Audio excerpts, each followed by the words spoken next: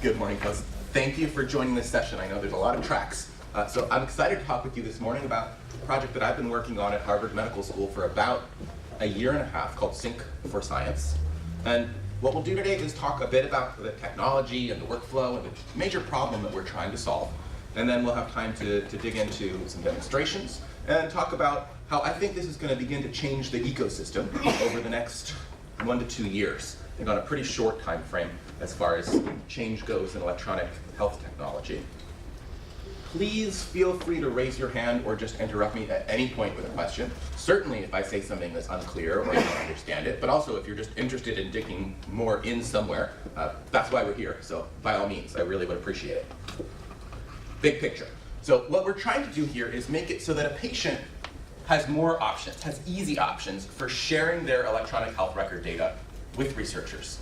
And the goal here is to support science and discovery, to support more precise medicine, to make it easier for patients to direct their data to someone that might want to make use of it. So this is the goal here, is just by clicking a button, by going through a short process, entirely automated, entirely online, patients should be able to share their data with a study of their own choice.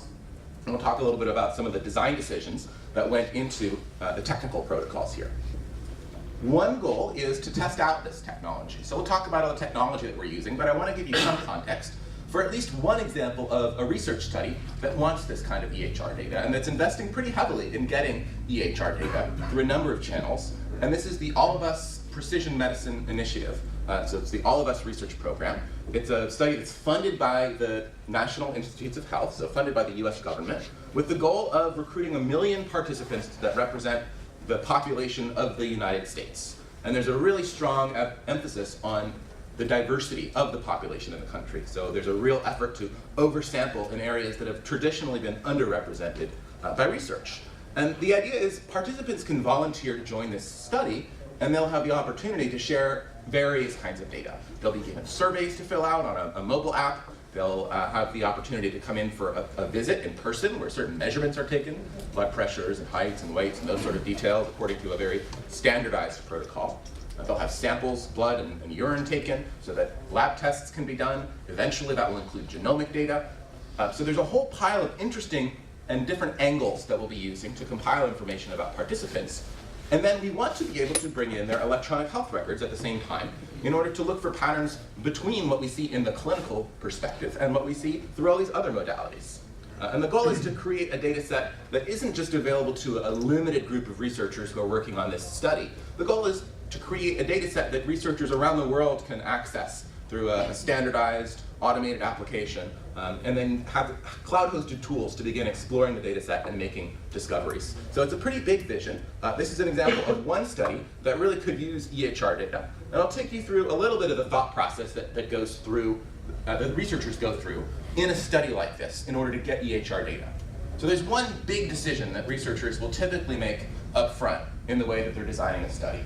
And this is deciding whether to do recruitment by working with a relatively small group of hospitals, healthcare provider organizations, or to do recruitment by reaching directly out into the community where patients live.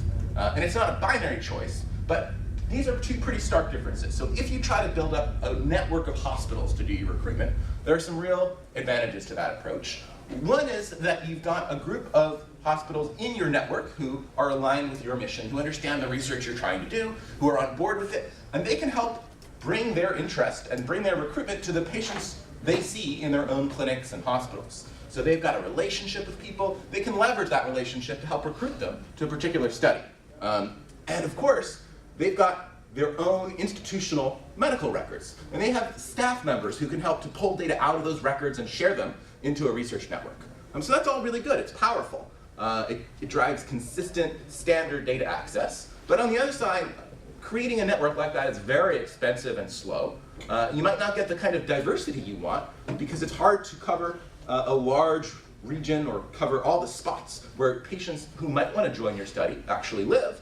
And depending on what disease you're studying, you may not have the depth of coverage for a particularly rare condition. If your patients don't happen to be seen at the hospitals in that network, then you're going to have trouble recruiting them. So there's pluses and minuses. On the other side, if you reach out directly to patients or participants or citizens in their communities, the real advantage is you can meet them where they are. you can recruit people who might be healthy, who aren't really interacting with the healthcare system, and that's really important, especially if you're trying to study normal development or do a control study. And you also have a great opportunity, if you're meeting participants directly, to ask them questions and get feedback directly from the people who join your study. So things like participant or patient-reported outcomes are very easy to collect. But when you want to get electronic health record data for that community, it's really hard because they've all been seen in different hospitals and clinics. By definition, they joined your study from wherever they were. And so trying to get consistent EHR data out of those different hospitals and clinics is a big challenge. And today in the US at least, the only common denominator we really have is a fax. So you can ask each hospital or clinic to send data in by fax, and then you get a pile of documents and you try to sort through them. And it's valuable data, but it's expensive to sort through it that way. So that's the sort of pluses and minuses of participant-centered recruitment.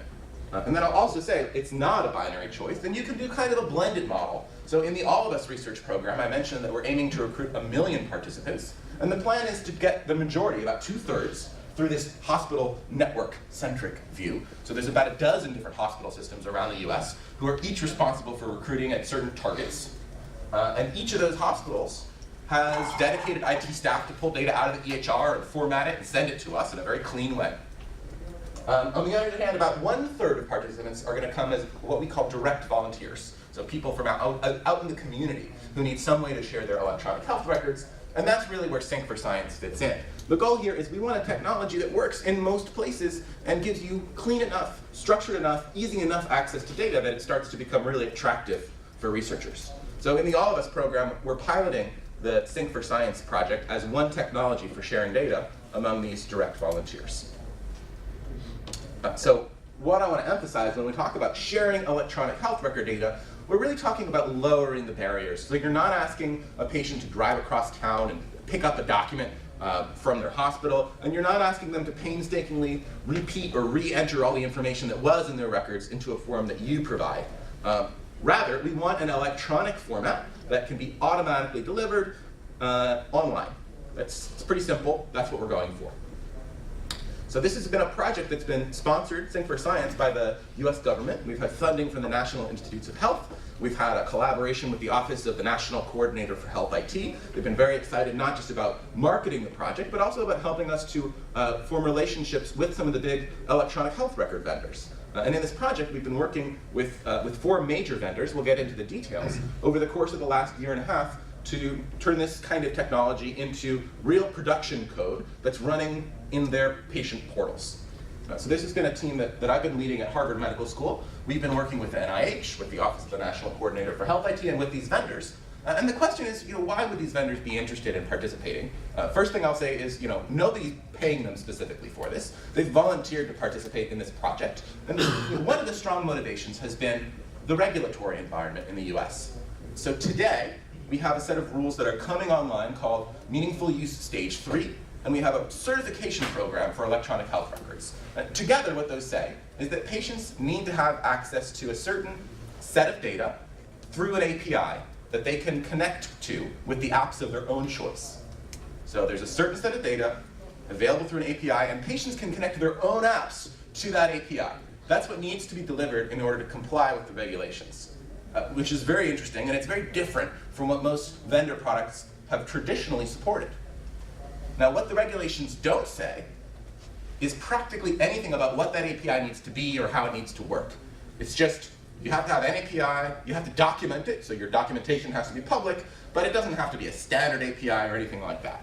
But the truth is that for every vendor to go off and create their own API, while it might comply with the rules, is very time-consuming, it's a huge effort, and supporting and designing those things takes away from the engineering effort that they would like to devote into building out their product. So we've had pretty strong interest from the major EHR vendors because this solves a real problem. They need to turn these APIs on, and we give them a solution out of the box with FHIR and with OAuth that actually does what they need. So we build on these open standards.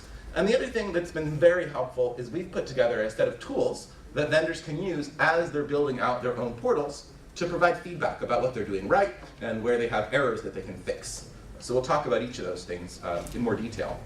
So we've been working with Epic, with Cerner, with Altscripts, and with eClinicalWorks and a few other vendors over the course of the last year and a half. These are the 4 who have so far crossed the finish line and put this technology in production in some of their patient portals at least a few organizations, and in some cases in dozens of organizations. So we're starting to see this technology available for patients in the real world. What we're doing in our pilot study with the All of Us research program is we want to get some early experience. We want to get feedback and see how well patients actually do going through this workflow. And we'll talk about the workflow, but we want to get feedback pretty early. So we're working with about a dozen clinics or hospitals around the US in order to get this technology into those particular places and recruit a small number of participants at each place and get feedback about how well they work. So let me describe the workflow then in a bit of detail. For those who are familiar with OAuth, this is just a regular OAuth workflow. And what's happening in this diagram is we're going between 2 components. One is a research app. So any research study that wants to access electronic health record data using Sync4science builds or uses some kind of research app. And that's where the request comes from. So a participant would download or use this research app, and at some point they decide, I'm ready to share my electronic health records. I want to try this workflow. And what happens is the app sends them over to the particular hospital or doctor's or practice that they indicate. So the participant says, I was a patient at San Francisco General Hospital, and the app sends them over to their patient portal in that hospital. They sign into the patient portal using an account that they already have, and the portal displays for them a set of approval screens explaining what data would be shared and making sure that the patient actually wants to share those data. Explaining that when these data are sent out of the hospital and into this app of your choice, they don't belong to the hospital anymore. The hospital is not responsible for what happens downstream. So you as the patient are making a choice to trust this app, this study, these researchers. They're going to be responsible for stewardship of your data. And the participant, the patient, can say yes or no, and then they're sent back to the app. And if the patient said yes, the app gets an access token. It gets a secret key that it can use over time to access the patient's records using the FHIR API and to see updates. So it's not just a one-time data dump, but the idea is that over time, the app can continue to get changes in the medical record. As new encounters happen, as new lab tests are drawn, the app can stay in sync with those changes. So that's the basic workflow. And I'll show you just a couple of screens from our pilot app so you can get a sense of what researchers do on the research app side to communicate this to a patient. So the basic flow here is, in the All of Us research app, participants join the study and they're sharing lots of data before they ever decide to share their electronic health record. They're doing surveys, they may come in for visits, and at some point they decide to share their EHR. And what happens is they sort of turn on this sharing feature, and during our pilot stage, we are gating access to this feature with a physical brochure that's available at the pilot sites. So that brochure has a little sign-up code on it, and a participant enters that code into a form here. In the real world, in the fullness of time, rather than a special sign-up code, this feature here would be something like a provider directory. It would say, where have you been seen? Where in the country might your records live? And you would provide that information at this stage. And then finally, you confirm and say, yes, that's the healthcare provider I want to connect to, and you're sent over to your patient portal. Now, each vendor that's working with us in Sync4science has their own portal technology. They have their own user experience experts, they have their own look and feel, they have their own design, and that's perfectly fine. What we did is we provided a reference design in an open source portal application to demonstrate how these steps should work. But each vendor is ultimately responsible for making it work in a way that they like inside of their system. The important thing is the inputs and the outputs. So what the inputs are well specified. The way that you kick off this approval process is a standardized component. And then the user experience is up to the vendors. But what we've recommended is that it's a good practice to give patients some degree of control. So being able to limit which data gets shared, being able to limit how long the data are shared for. Ultimately, some vendors made more of an all or nothing decision. Some vendors had some more fine-grained controls. But a patient always has the opportunity, of course, to decide not to share. And so any decision to share the data is made with an understanding of what's going to happen downstream. And I'll show you a demonstration of what this looks like. And then finally, when you return to the app, in the case of our pilot app, we have a very simple message that basically says, either you were successful, thank you for sharing your EHR data, or it looks like you didn't share your EHR data. If you meant to, you could try again. Please, yeah. Is it the sharing for that moment, the data that is recorded in the hospital, or in future and for some time? Or? So the expectation is that the patients have the chance to share data not just for the moment, but into the future. And by default, we've asked each vendor to support a term of 1 year. So if a patient doesn't make any tweaks or changes, what will happen is that this app will get access to their data over the course of the coming year. So it's all the historical data, and then anything new that might arrive during that year.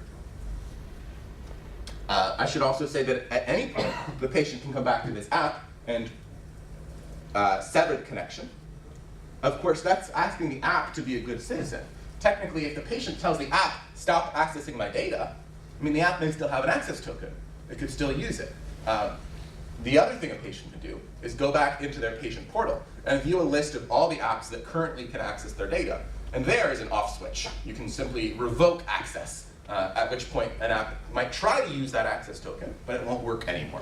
And the registration of that consent is in the hospital or centralized? The registration of consent is a conversation between the patient and the hospital, so that stays in the hospital. Please. Can they sever a connection with just one provider? Yes. Yeah, if you want to sever a connection, it's with one provider.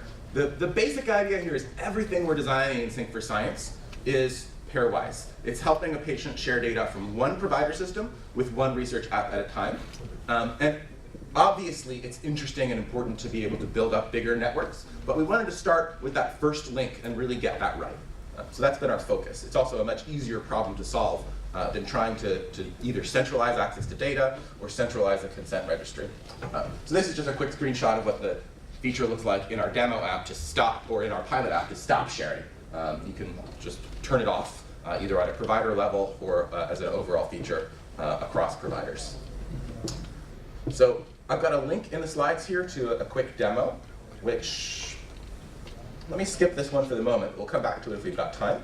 One of the things that we've built is a reference implementation. It's an open source project on GitHub with a very simple scaffold that indicates the kinds of features that a research app might have. Down here in the corner, this is the button that kicks off the process of sharing my EHR.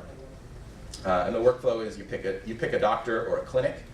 In our demo, we have sort of a fake list of doctors that correspond to the vendors who are participating, but in the real world, these would be a particular practice rather than a vendor that you would connect to. And if you agree to a consent, you're sent over to this specific practice to sign into your portal. I do want to make a point about consent here. So there's actually two important conversations that need to happen in order for data to be shared. One is between the research participant and the researchers.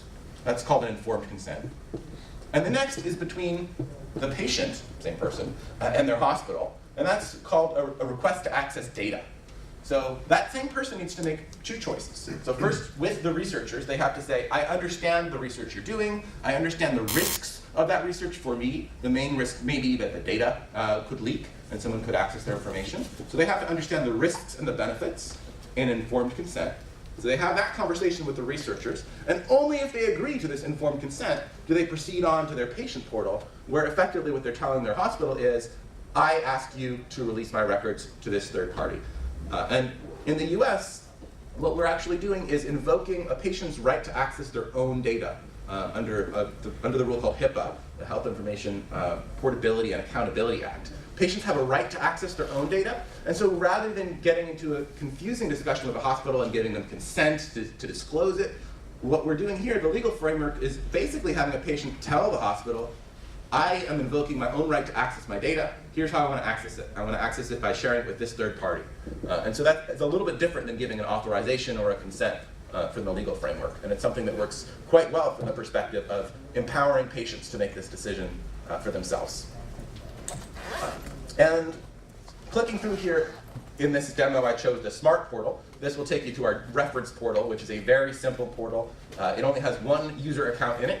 And the password is pre-filled here. So if you check it out, all you actually have to do and all you can do is sign in using this one account. We thought a little bit about the case where you might be sharing your own data, or you might be sharing data on behalf of someone whom you represent, maybe a child, or maybe someone else for whom you are a designated accessor to their record. And in our demo portal, we have a process where first we explain what's going to happen, then we let the patient go through and make the choices, and then we summarize exactly what they chose. So there's sort of a 3-step process in our demo portal. We thought this was a good practice in terms of clarity, but there is a trade-off always between clarity and the number of steps in the process. And so some vendors have adopted this process directly, and other vendors have streamlined it into a single screen with fewer clicks. So there's active exploration here in terms of how to do this workflow. But in our demo, you get the overview, which explains what's happening. You are expected to acknowledge each aspect of what's being shared. So whose data are being shared, where are you sharing them, what provider are you sharing them from, what app or study are you sharing them with, how long will they be shared, and what types of data will be shared. Until you acknowledge each of those components, each of those axes or attributes of the sharing decision, you can't continue. So making those decisions, you can carry on to this final summary screen, which tells you exactly what you chose. It gives you the opportunity to get an emailed copy of this for your records if you like. And then if you press the approve button, that's the point at which you're sent back to the app, and then the app can get access to your records. So we talked about the fact that this connection is between the app and one provider at a time. But of course, if I as a patient have accounts in multiple provider sites, I can go through that workflow 1 or 2 or 3 or 4 times and make a connection to each of them. So the app can aggregate my data from across various sites as long as I make introductions or connections to each site 1 at a time. So that's the workflow from the patient perspective.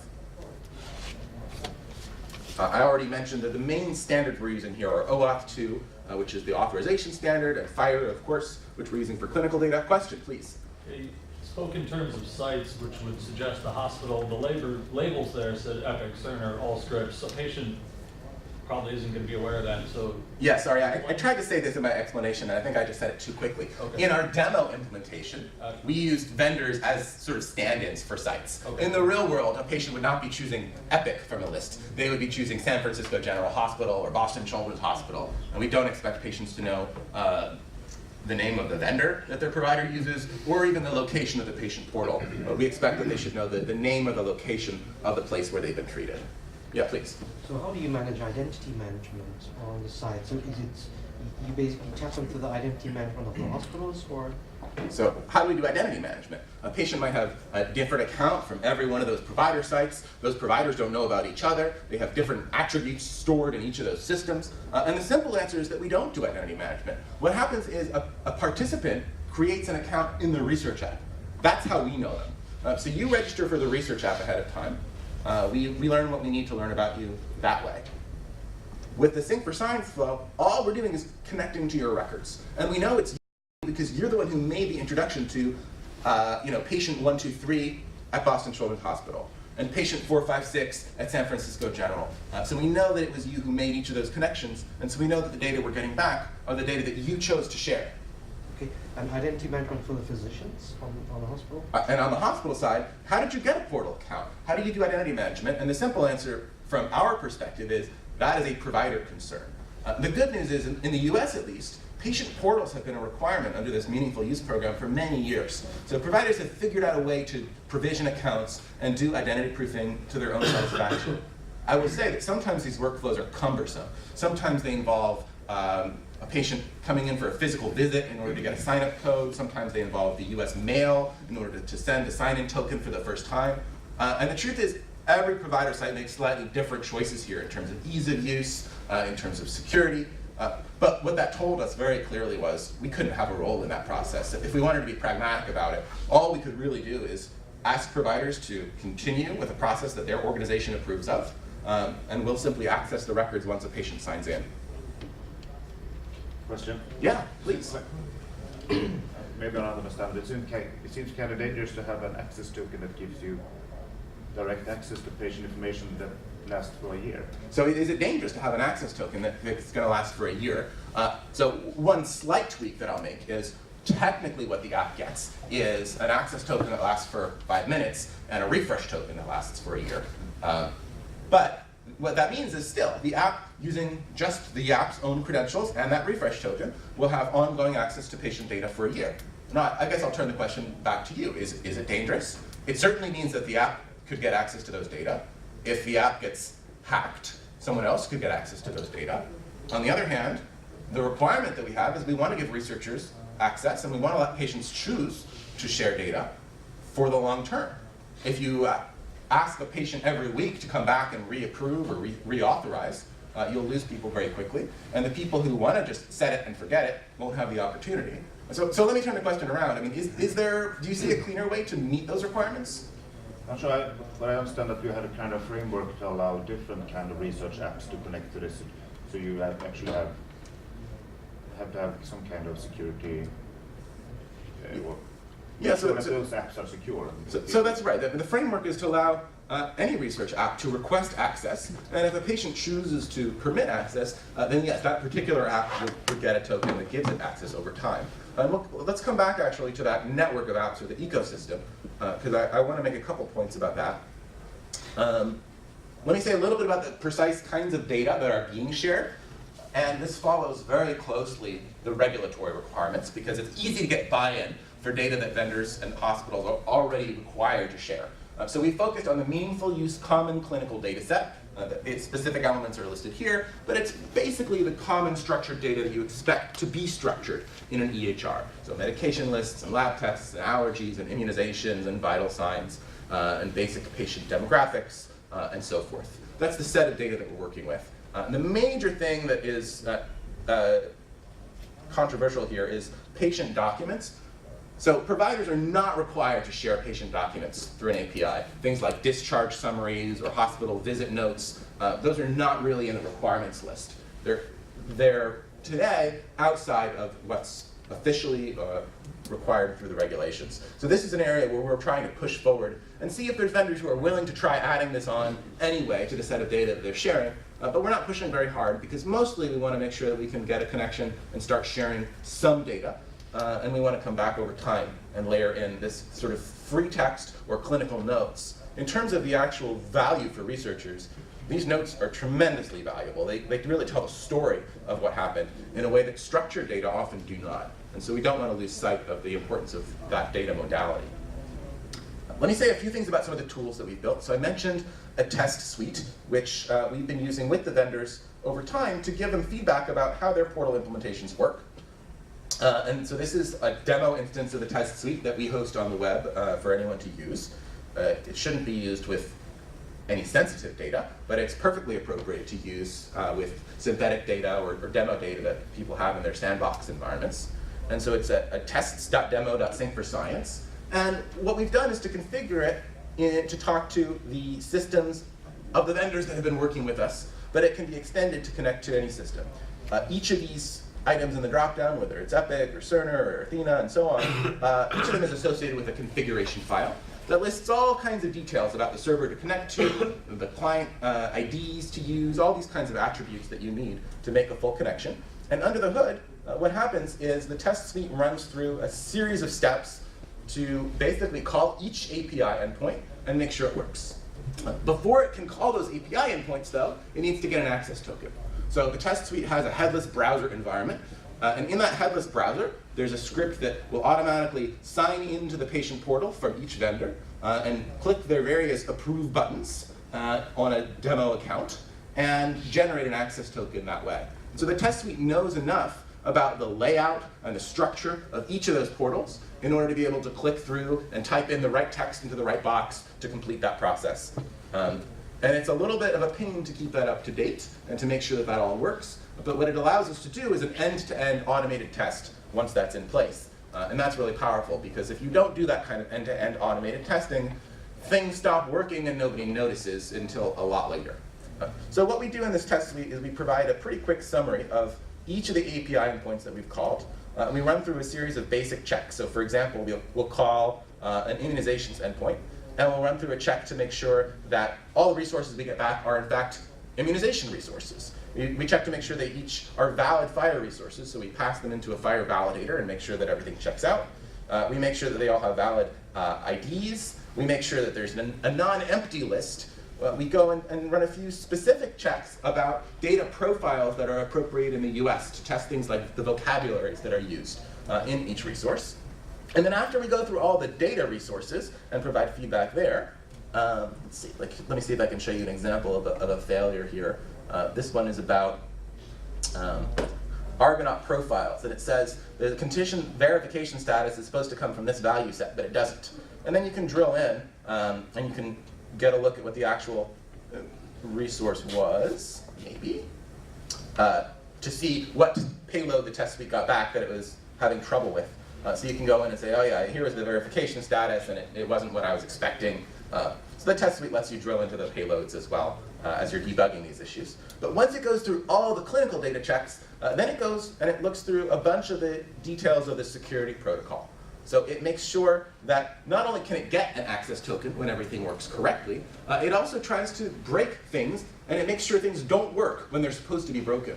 So it'll repeat the process but pass in the wrong password, or leave out required parameters, or change the values of those parameters to something invalid. And in each of those cases, it'll make sure that the authorization fails. And that's been very useful in catching bugs in vendor implementations of those authorization protocols. It's not a replacement for penetration testing or code audit or any of the other good practices that you should have, but it's been very helpful in identifying some common mistakes. And when we see a new kind of mistake, we can add a new test into the test suite to cover that.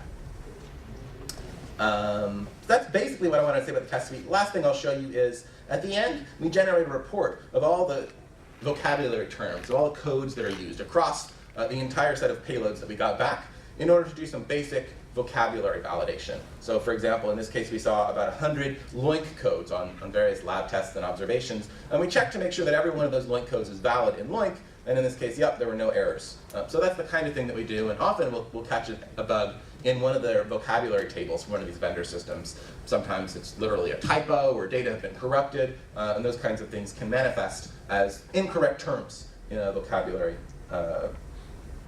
in a coded term in a FHIR payload.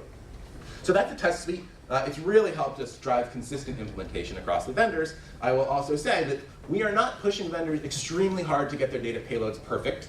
We've mostly been interested in giving them feedback about where they can do better, and about making sure that we can get this technology deployed and get data flowing in a few places. We would much rather have messy data flowing than clean data standing still in somebody's database and not getting shared. So it's a balancing act that we've been trying to achieve here. There's a long list of things that we'd like to do with Sync4science. We think that Sync4science represents a technology that fills a lot of gaps in the marketplace. So this is something that can be really fast and really cheap compared with fax machines and compared with hand data entry. It's something that can be ubiquitous to the extent that patient portals are becoming ubiquitous. This could be attached to any portal. It's transparent in a really important way. For patients, they know exactly what they're sharing. They're making an explicit decision to get data from this hospital into this app. Oftentimes what happens in research networks is you'll do sort of a business-to-business exchange on a whole population of patients, and maybe they get de-identified first, so the risk of individual data being breached is lower, but still, patients have no idea how their data are being de-identified and shared across institutions. It's totally opaque, non-transparent. So something that we have the opportunity to do here with Sync4science is to be very transparent about the data flows. And then it's deterministic. So nobody is doing speculative identity matching to try to say, oh, I think this person is probably the same as that person, so I'll join their data together. We're making it very clear. We ask one individual to introduce us to each data source, and then we only pull those data sources that have been introduced to us by that individual. And then we think that Sync4science is like a pretty good approach for both structured data and for free text data. It's not as good as getting all the raw data out of an individual vendor data model, right? There's always lossiness in those translations to a standard like FHIR, but we think that it's a really good balance point. So a few words about the ecosystem. One of the aspects of our design in Sync4science was to say, let's have a generic framework. Let's just use the Smart on FHIR OAuth framework for sharing data between providers and apps. And the thing that's really nice about this is we're not doing anything special for research. We weren't asking vendors to implement a new set of APIs or capabilities just for research. We said, let's have a generic set of capabilities that's good enough for research, but that also works for other consumer apps or other healthcare provider apps that patients might want to connect to their record. And the powerful thing here, of course, is that in this model, the ecosystem can grow very quickly. The same standards and the same technology support a diverse set of apps. But there's a number of things that we didn't do. If you were just designing a research API, you might really focus on de-identification, for example, and give people a way to share data that have been stripped of identifiers or treated in certain ways. And what we said is that in Sync4science, no, we're just going to share fully identified data, and the researchers may choose to de-identify it even during the process of receiving it, but we're not going to try to tell patients, oh, we can protect you. We're going to say, you know what, you need to understand what the researchers are going to do with your data and leave it up to that consent and that informed process between the researchers and the patients. So that's something we're not doing that might be useful for research, but we left it out of scope. Another thing that we left out of scope is population-wide access. So often a researcher will come and will say, I want to talk to this hospital where they've got 10,000 patients with a condition of interest to me. Let me extract all those data at once and ship them over to me de-identified. And we've said, you know what, we really want to focus on one patient at a time here because the paradigm that we want to support is this really transparent process where patients are involved in that loop. But this is the ecosystem that we're working towards. And there's an open question today about how fast we'll really get there. So this diagram is just really designed to get you to think about, over time, how fast will adoption, will support for these technologies grow among the various patient portals? So how many systems in the US would be enabled to support these specifications over the course of the coming year or 2 or 3? Right now it's very early on the curve, but there's about 60 sites around the country that have this technology available in their portal and turned on. The vast majority of those sites today are Epic sites because Epic has begun rolling this out pretty quickly to their providers. So it's part of their current software release, and any site that is running their current release and wants to turn it on can turn it on. So that's been a really powerful factor. But there's this regulatory requirement, and over time we expect to see a majority of systems have these technologies enabled inside of their portals. That said, the regulatory environment is very much driven by the current administration. And we've already seen a delay from 2018 to 2019 in terms of when providers need to turn this on. So we'll see. If 2019 comes around and it gets delayed again to 2020, this whole curve is going to be pushed off towards the right edge. So it's an open question today about how fast adoption will happen, but we're seeing it pick up pretty quickly, even though we're on a pretty early point in the curve. The last thing I want to talk about is a couple of additions that we're doing over the course of the next year to take this work forward. So we've been focused on clinical data, we've been focused on a pretty limited set, and some of the things that we're doing in the future are 2 things I want to point out in particular. We're really advocating for clinical notes, and this is more of a policy or advocacy discussion rather than a technical one, but we're having this discussion with the government in terms of where those regulations fall. We're working with a team at CMS, so the large government-based insurer, to make sure that financial data can be shared using the same kind of workflow as clinical data. So there's a team working there to help patients share their financial data, share their insurance claims through the same OAuth workflow, and using FHIR as well to represent the details of those claims. And we're working with the Radiological Society of North America to add imaging data. And so we're starting to build out an open source reference implementation with them to show how we can bridge between FHIR and DICOM, and to show how the same OAuth approval process can be used to enable access to imaging data alongside clinical data. So traditionally, the electronic health record systems and the patient portals haven't had a way to store imaging data, and we're not proposing to change that. But what we are saying is, hey, you've got clinical data here, you've got imaging data there, let's help patients make the decision to share each of those things in a consistent way. So those are a couple of the add-on projects that we're working on. I think we've got 2 minutes left. I'm happy to take any questions if there are some in the group. Yeah, please. How are you going to motivate patients to participate? Yeah, so how do you motivate patients to participate in this ecosystem? And the short answer is, from the Sync4science perspective, we're mostly focused on the technology. Motivating patients happens in the context of a specific research study. So for example, I mentioned the All of Us research program is where one of our pilots is happening. They have marketing teams, they have patient advocates, they have community groups that they're putting together to go out and have these discussions one-on-one in towns and churches. And, there's a whole campaign, there's videos, there's a lot of planning going into that engagement discussion. But the value proposition there is research study by research study. Depending on what you're studying, the population of patients that you should reach out to may be quite different. So that engagement is important, but not in scope for us. Please. So this might be a related question. Often you have grouped research projects, whether projects that are happening at the same time but are studying similar things, Yes. and with a common cohort, or projects that sequentially follow one another. Is there support for seeking the patient's participation for a group of studies? Yeah, so if you've got a group of studies that are somehow related, whether in terms of theme or temporality, do we have support for recruiting into that group? I mean, the short answer is we don't have technology protocol support, but you can absolutely build an informed consent process that takes that approach and says, you're agreeing to share your data with this network of studies, or you're sharing your data into a network, but you'll only, by default, only these nodes in the network will be able to see it, and then within that research study, give patients more control about how it gets shared out. So once these data are shared out of the clinical system into a research study, that research study has a lot of flexibility in terms of what happens downstream.